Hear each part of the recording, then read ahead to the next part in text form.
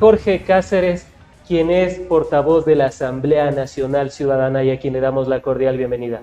¿Cómo está, Jorge? Qué gusto tenerle en La Otra Verdad, transmitido a través de En Retrospectiva.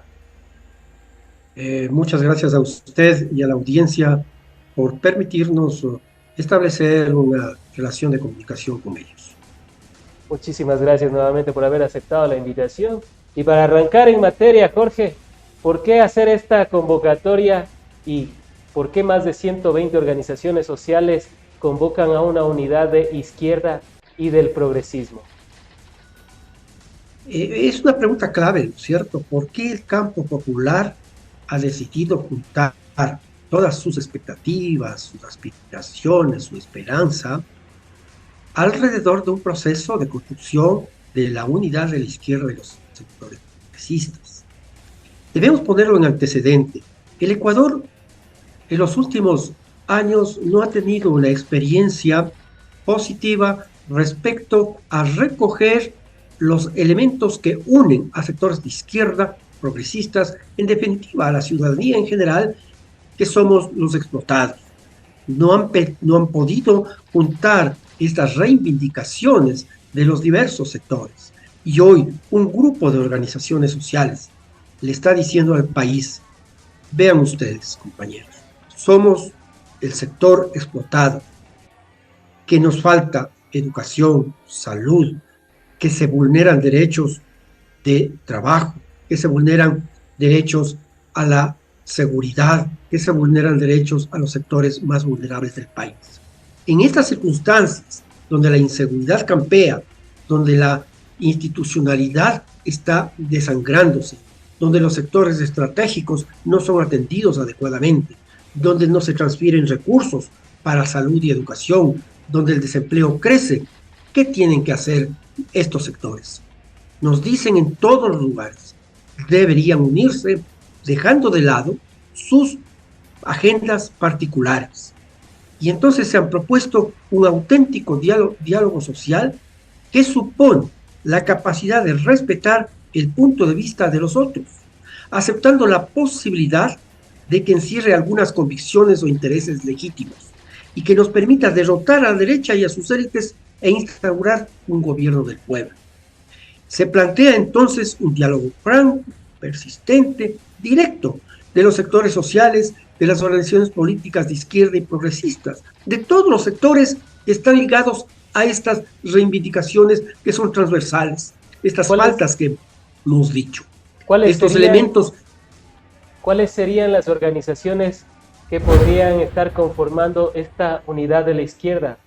Quizás la Revolución Ciudadana, quizás Pachacutic, quizás la CONAIE, quizás también Pedro Granja, quizás Unidad Popular.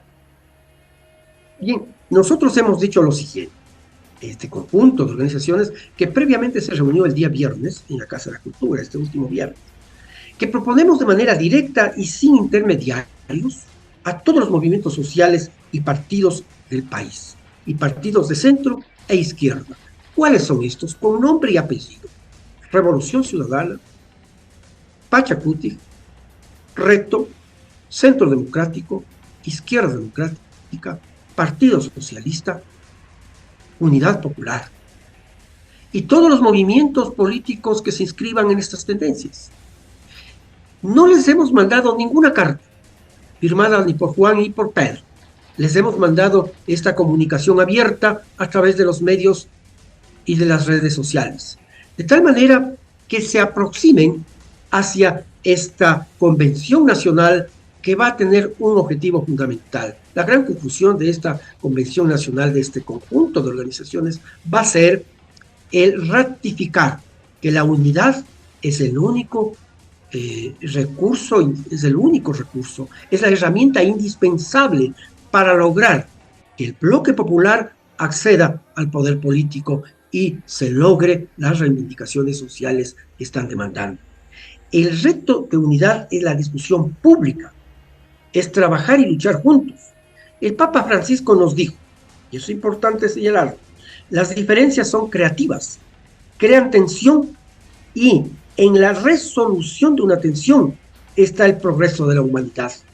Por lo tanto, señalamos que no se trata de un proceso sencillo, no se trata de un proceso que se lo hace de manera inmediata, se trata, o automática. Se trata de un proceso en el cual confluyen las agendas de las diversas organizaciones sociales, pero dejan de lado sus agendas propias, dejan de lado sus expectativas particulares para pensar en el bien común, para pensar en los objetivos nacionales, para pensar en la salvación de este país, de lo que hemos vivido estos últimos años, este proceso de carácter neoliberal, una acción política, económica, instaurada por los gobiernos de Moreno, Lasso, Noboa, que se expresan en la práctica, que se expresan cuando usted va a la tienda y sabe que las cosas han subido.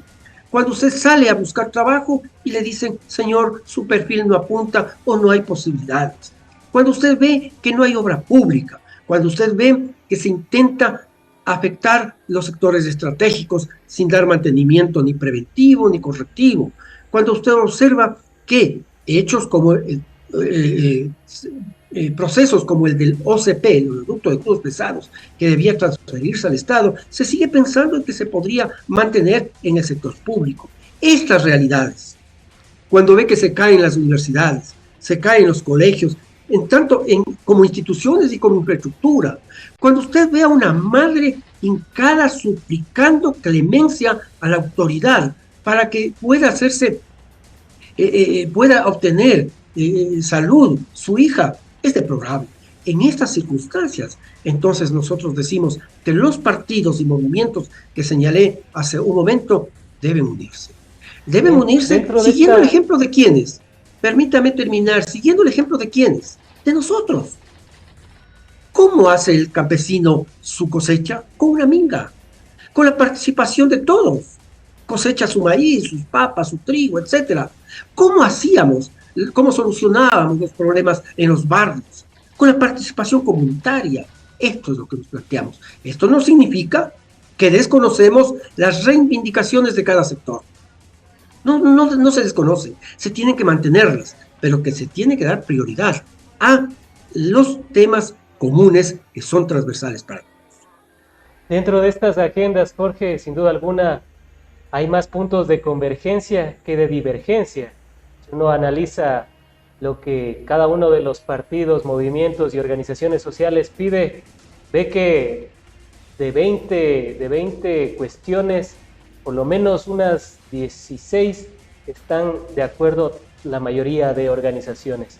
Sin embargo, Jorge, también hay que tomar en consideración que esas divergencias, por ejemplo, el tema extractivista cree que podría ser uno de los talones de Aquiles para poder hacer esta unidad entre Revolución Ciudadana y Pachacuti, que tiene a la CONAIE como el músculo de la organización política.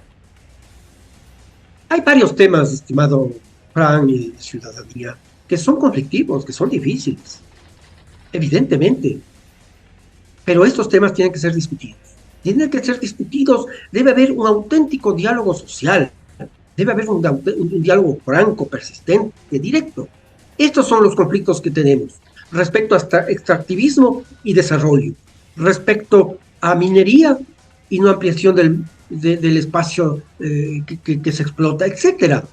Hay temas que generan una profunda divergencia, pero si no enfrentamos estos temas, como decíamos, lo que señala el Papa Francisco, si no se resuelven las tensiones, ¿no es cierto? Si no se resuelven las tensiones, no hay unidad. No podemos decir que exactamente piensan igual el partido A y el partido B. Hay unas visiones, pero ¿cómo cedemos respecto a estas? ¿Cómo nos ponemos de acuerdo respecto a estas? El punto central va a ser el bien común.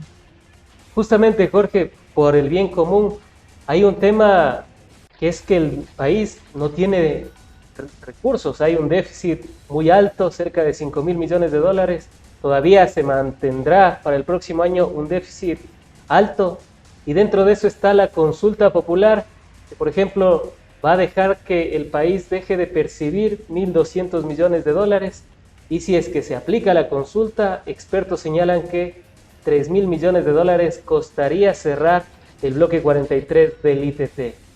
O sea, sumando más, más deuda, más recursos que el país no tiene. Y justo ese me parece que va a ser un punto centralísimo. Ustedes, como más de 120 organizaciones, ¿cuál podrían proponer que sea la alternativa? Quizás dejar que se siga explotando unos 5 o 10 años más para hacer un colchón y que así se pueda quitar el tema extractivista en el bloque 43. ¿Podría ser esa una solución o cuál le ven que se podría hacer esa solución en un diálogo amplio No, entre estos dos grupos políticos fuertes del país? no queremos anticipar ninguna posición, porque hemos señalado que restablecer el tejido social, impulsar la participación ciudadana en la construcción de políticas públicas, es la generación de confianzas en los diferentes sectores. La organización del campo popular para disputa de los espacios de poder con garantía de éxito es más lo que nos une, debemos decir, que las diferencias propias y las visiones de cada sector. Debe ser una expresión amplia, diversa, democrática de las diversas organizaciones y actores sociales. Respecto a su pregunta, yo digo, hay necesidad de que la primera, que partamos del elemento fundamental, de la herramienta que va a permitir precisamente abordar el tema, que es confianza, diálogo, unidad. Confianza entre los participantes, diálogo franco entre estos, con un principio fundamental de unidad. No es correcto que sigamos afectándonos a una organización u otra. Hoy apareció la organización A vestida de blanco y esta es traidora del movimiento. Y la otra apareció vestida de azul. No, deberíamos comenzar este proceso de unidad y así debemos encontrar las soluciones. Soluciones que tienen que darse en el marco del respeto a la voluntad popular. Respecto al ITT, por lo menos mi punto de vista está en que hay una decisión popular que no puede ser simplemente decidida por un gobierno, tiene que ser decidida en la misma instancia popular. Y este es un proceso complejo y difícil, evidentemente, pero debemos partir del respeto a las normas constitucionales, del respeto a la voluntad popular. Ciertamente que la disminución de 55,000 barriles a la producción nacional afecta notablemente al interés económico del país.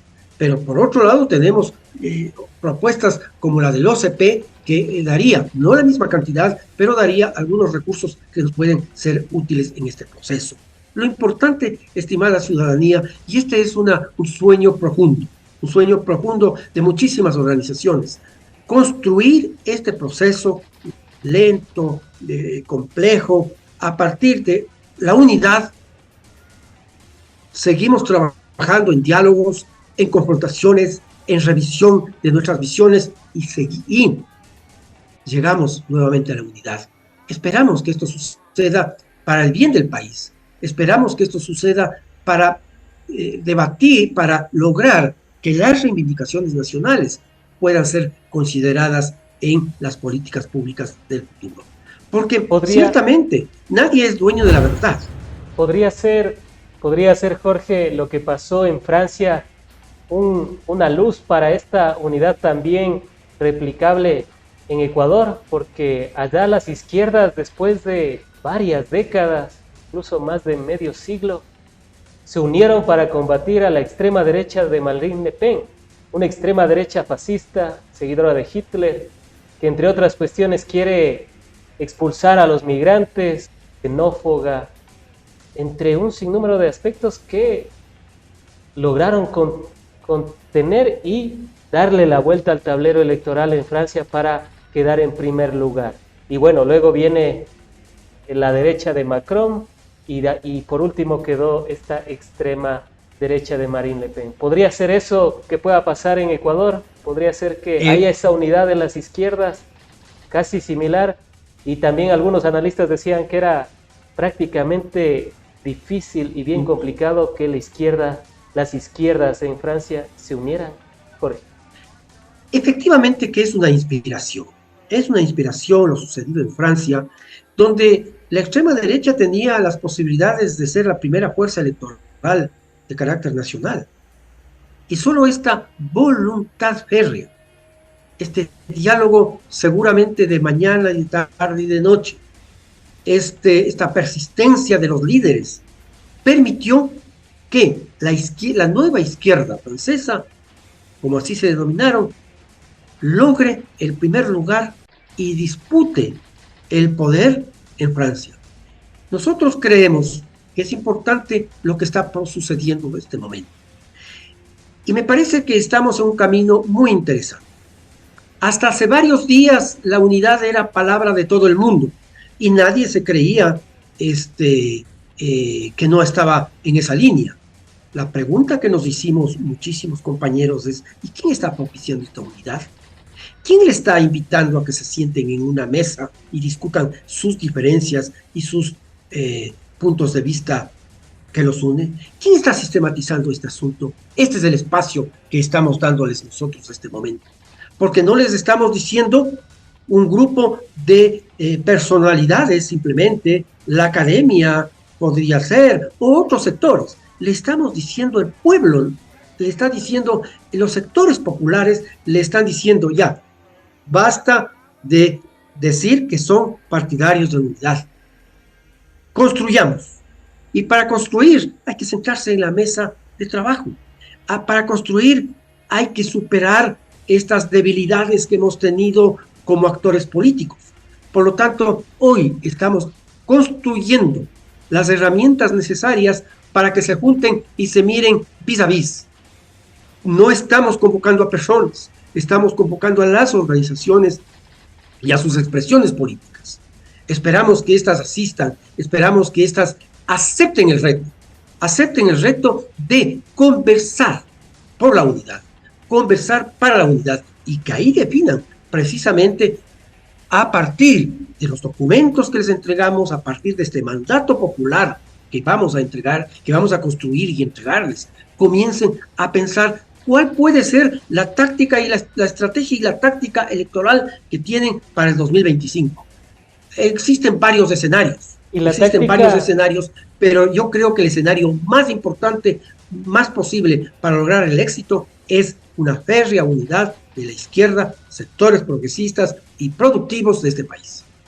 Y la táctica precisamente, Jorge, para vencer a quién, para vencer a qué enemigo. Bien, esto me parece muy bien, porque nosotros no jugamos el partido para vencernos a nosotros mismos. Estamos jugando este partido electoral en este momento para disputar el poder y derrotar el modelo neoliberal presente en el país. Derrotar aquellas expresiones políticas y económicas que se presenten en la contienda electoral y que expresan estos intereses que hemos señalado antes. Intereses de los explotadores, intereses del sector capitalista, intereses de los sectores que están ligados al capital extranjero y multinacional. A ellos queremos derrotarlos. Ellos son, francamente, los opositores, ¿no es cierto?, a los que queremos derrotarlos. ¿Para qué? Para incorporar en el país una visión que se centre en el ser humano y en los derechos, que se centre en la dignidad del pueblo ecuatoriano y en solucionar los problemas fundamentales. Y podría ser también uno de los actores a vencer el Fondo Monetario Internacional, porque a la final el Fondo Monetario es el que ha puesto las medidas económicas en el país y parece ser que nos tiene atados de pies y manos para no poder desarrollarnos ni superar esta grave crisis de inseguridad, de salud, de falta de educación. Cerca de 100,000 niños, niñas y adolescentes dejaron de estudiar en el último año, fruto precisamente de esa desinversión en la educación. Jorge.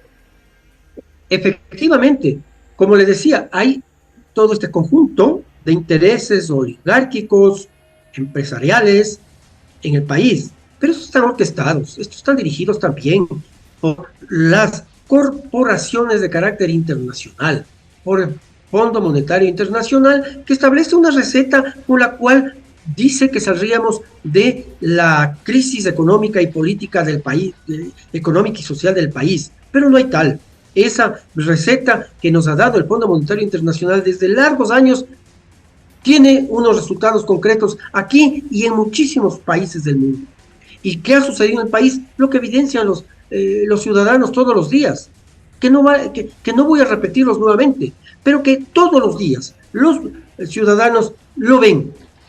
Disminución de la canasta familiar, imposibilidad de encontrar trabajo, falta de producción, desaceleración de la economía, que no lo decimos nosotros, lo dicen los indicadores del propio Banco Central, lo dicen los indicadores oficiales.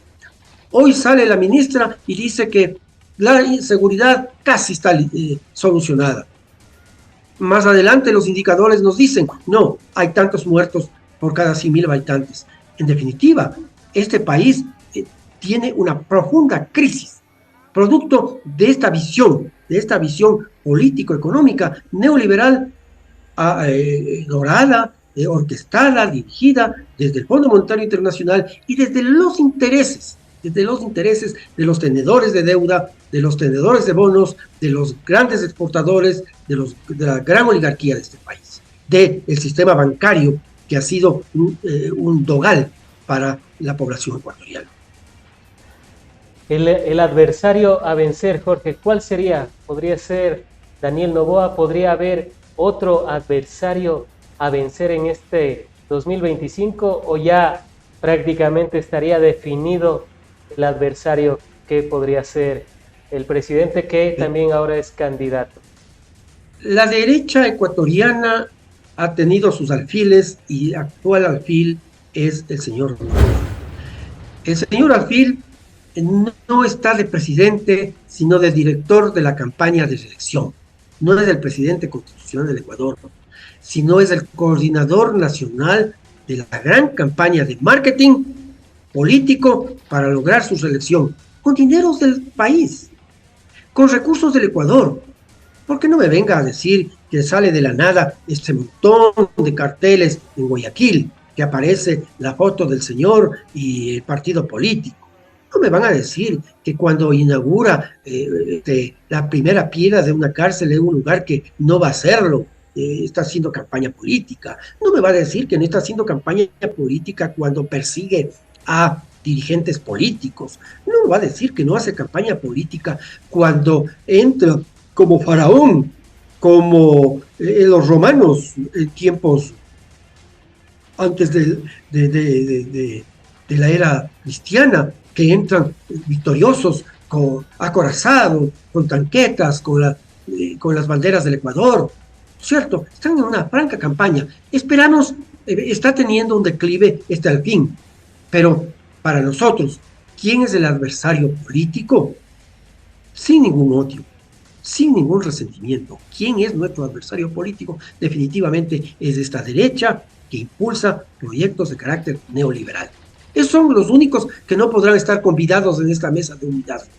Esta mesa de unidad no es como dicen algunos políticos, olvídense, no hagan política y únanse en un gran ruego nacional. No, aquí no hay ni rogativas ni proyectos nacionales sin identificar claramente la visión de futuro que se tiene respecto al modelo económico que debe implementarse en el país. Antes de finalizar, Jorge, el día, el lugar y la fecha para esta convocatoria de la Unidad de las Izquierdas que más de 120 organizaciones sociales han convocado. El día de mañana, miércoles 31, a las 10 de la mañana, en el aula Benjamín Carrión, en la sala Benjamín Carrión de la Casa de la Cultura Ecuatoriana en Quito. Ahí va a desarrollarse este gran evento. Esperamos hacerlo con la suficiente organización, con la suficiente valentía, con la suficiente capacidad de análisis para que las conclusiones sean conocidas inmediatamente por el pueblo ecuatoriano. Antes de finalizar, y como también ya es un clásico, ¿cuál sería la otra verdad de aquellos sectores que dicen que prácticamente es imposible una unidad de las izquierdas en Ecuador? Adelante, Jorge. Quiero repetir la frase de Mahatma Gandhi. La unidad, para ser real, debe soportar la mayor de las tensiones sin romperse. Gracias.